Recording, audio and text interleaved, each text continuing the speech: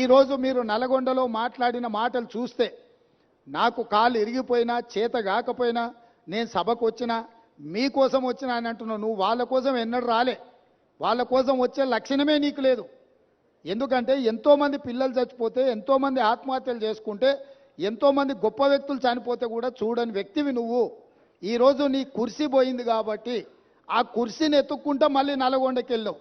ఎందుకంటే ఖమ్మము, నల్గొండ, మహబూబ్నగర్లో 36 సీట్లు ఉన్నాయి. ఖమ్మంలో 10, నల్గొండలో 12, మహబూబ్నగర్లో 14. ఖమ్మంలో 1 సీటు గెలిచాడు, నల్గొండ 1 సీటు గెలిచాడు, మహబూబ్నగర్లో 2 సీట్లు గెలిచాడు. 36 సీట్లల్లో ఈ మొనగానికి వచ్చినాయి 4 సీట్లు.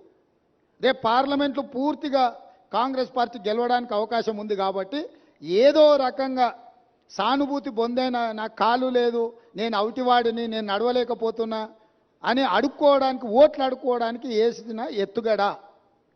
ఈరోజు నువ్వు నల్గొండ జిల్లాకు నీ పట్ల సానుభూతి చూపించారు చంద్రశేఖరరావు. ఎందుకనంటే నువ్వు పచ్చిగా పట్టుబడ్డావు అవినీతి పరుడుగా. ఈ తెలంగాణను దోసుకున్నావు కాబట్టి నిన్న కుర్చీలకి వెళ్ళి దించిండ్రు. దించి 60 రోజులు కూడా కాలేదు, అప్పుడే అడుక్కునే పని మొదలుపెట్టిన అవతారం మార్చి. ఇప్పుడు ఎక్స్ట్రా ఏమొచ్చిందంటే వీల్ చైర్ వచ్చింది. ఒకప్పుడేమో మంచంలో వండుకున్నాడు నిజాం హాస్పిటల్లో, దాంతో సానుభూతి పొందిండు. ఆ కథ 10 ఏళ్ళు అక్కడికి వచ్చింది ఆయనకు. ఇప్పుడు ఆ కథ పోయింది కాబట్టి వీల్ చైర్కి వచ్చిండు.